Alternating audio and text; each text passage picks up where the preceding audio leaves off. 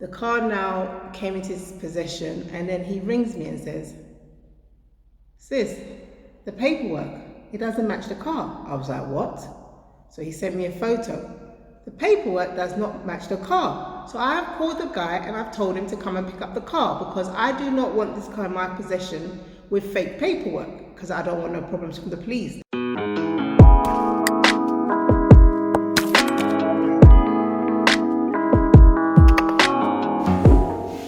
Hi guys, welcome back to another video. Thank you for checking out the channel. My name is Patience. Today's video, I've got a story, so it's a story time video.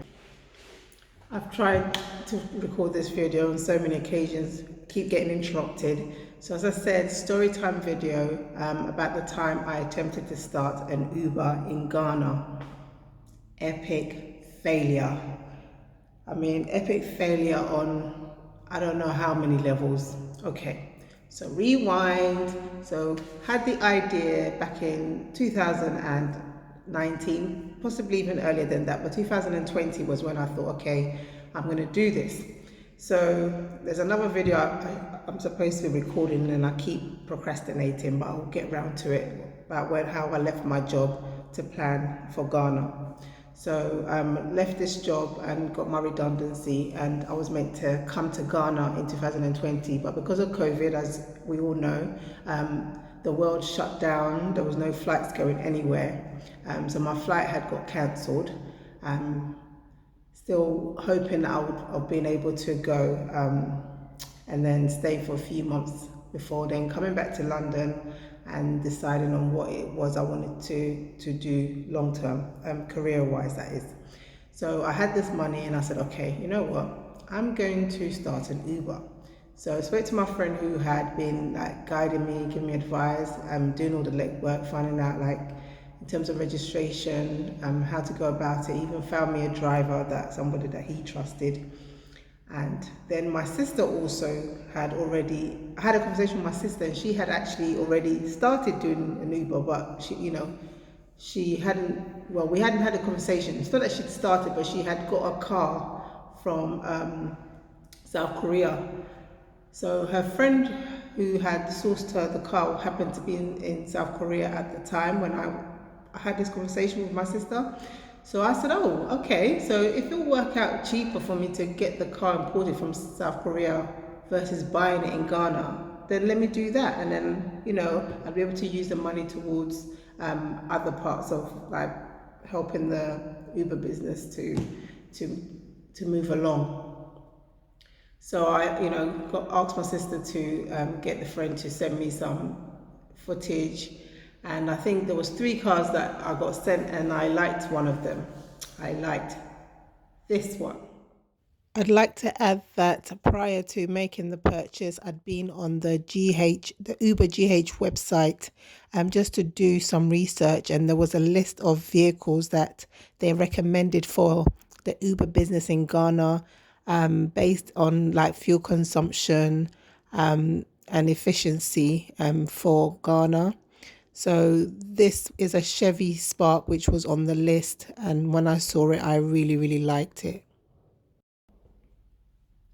I thought it was a cute car, quite neat, and so then got all the transferred the money to get all that sorted out.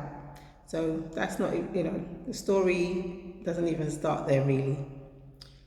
So now the car left North Korea, made its way to Ghana, got to the port. The issue started at the port. I mean, you hear stories, but I had never ever experienced anything myself. So, time to get the car out now, and there was all this back and forth. There was all this, like the information was just not straight. And then the day came for the car to be released from the port. So my sister had a guy who acted as an agent for her, and I think he had basically just taken liberties with her. So then she found somebody else. He obviously took his fee to sort out all the clearing and speaking to the workers at the port. So now the car got cleared, and my friend, who, as I said, been like advising me and helping me out with the legwork, was the person who I wanted to be responsible for getting the car registered and then finding a driver. The car now came into his possession, and then he rings me and says, "Sis, the paperwork, it doesn't match the car." I was like, "What?" So he sent me a photo. The paperwork does not match the car. So I have called the guy and I've told him to come and pick up the car, because I do not want this car in my possession with fake paperwork, because I don't want no problems from the police. And he was really upset, because when he got hold of the car, he took it to get washed, to the car wash to get washed, cleaned, and sent me footage of all that happening. I just give God thanks for my friend's life, because, this is somebody who really wants me to win, and not everyone would have been that diligent to check the paperwork. They would have just taken it and just, carried on until come to registration time, finding issues. So yeah, as I said, he took the car to get washed, and when I got this footage here, I was just so excited. I was so ready, ready to send the next lot of money so that to get the ball rolling and the registration going. Had a driver waiting, so it was just to follow the process and, get everything started.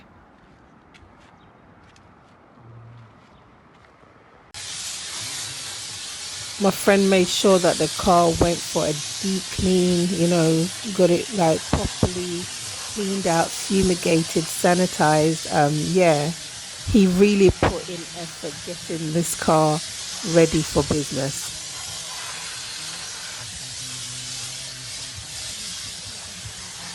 There had been a Kia Morning that I'd also liked, and I remember thinking back that if I had had money, I would have purchased both cars. Well, thank God I hadn't. I mean, it was only because of lack of money why I only purchased the one, with the hopes that I'd, after maybe a year, purchase another one to add. Yeah, but as God has had it, was trying to protect me from something, because this was just not meant to be. I wish I had stuck to the original plan, which was to purchase a vehicle within Ghana to get started. But I thought, making this purchase from South Korea would mean that I would, save some money, but the headache that came was just not worth it. Okay, so back to the story. And yeah, so he was like really upset, and I was upset for him as well. And I was really like angry at this point. So I spoke to my sister and I said, "Sis, like, what is this?" She goes like, I don't know. Let me phone the guy." She's phoned the guy. He's now come back and said that he was trying to do us a favor to not pay the amount that we needed to clear at the port. So he was helping us out by using incorrect paperwork to get the car out quicker and cheaper.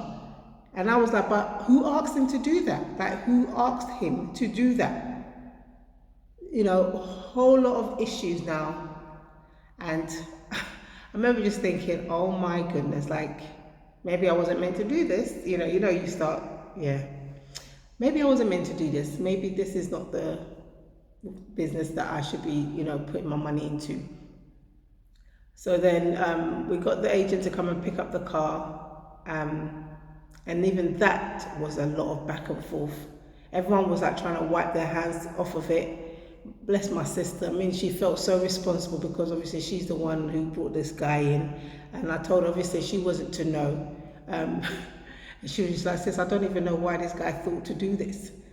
So anyway, fast forward, I said, right, I just want my money back now. So she phoned, I think, the original agent, who then was trying his luck to try and get money off her, and then laughing at her that, "Oh, I told you should have stuck with me. You would have had all these problems if you had stuck with me." And then basically trying to tell her that, okay, in order for me to help you, you've got to give me one of your cars, because my sister had more than one car that she also imported into Ghana. She was like, no. So anyway, she got a friend that she really trusted to help her to sell the car. So he advertised, and then advertised it, and then I think someone from outside Accra came and said that they were interested, and they explained to them the issue with the paperwork, and the person was like, that they're fine with that, they'll take it. So sold the car, and I managed to get my money back. And I had hoped to purchase a car in Ghana, in Accra, one that one of my friends had originally found for me. But obviously by this point that car was gone, and the driver that he had found himself another car and was driving. So then I thought, okay, I might as well just push it into the house, and I managed to get a lot done with the house. So just to let you guys know, I wasn't put off, and it's still something that I want to do, because, in Ghana, having multiple streams of income is a must. I think it's definitely a good idea, not to just rely solely on one thing. So, I mean, I have other things that I'm doing as well, like farming. So this was like another thing that I wanted to come in, because then that would help with like the minor things around the house, like, bills and things like that. So just wanted to share that story with you, and just to say, sometimes things happen. Obviously that wasn't not the avenue that I was meant to take to start this business. But as I said, I'm not phased. I'm not someone who gets scared easily. I'm not afraid to take risks, even if it doesn't work out. Then as far as I'm concerned, then I've learned a lesson. Like, I've learned a big lesson, and I know not to do it the way I did it the first time, and I'll find another way to do it.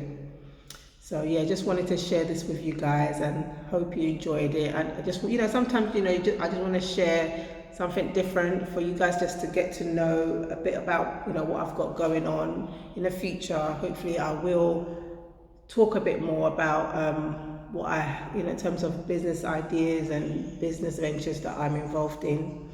So yes, I hope you enjoyed this video, and as always guys, thank you for watching, and remember, if you're new here, to subscribe to the channel to help it grow. Give this video a thumbs up so that YouTube can push it out to more people to watch. And until the next video guys, have a blessed day. Bye.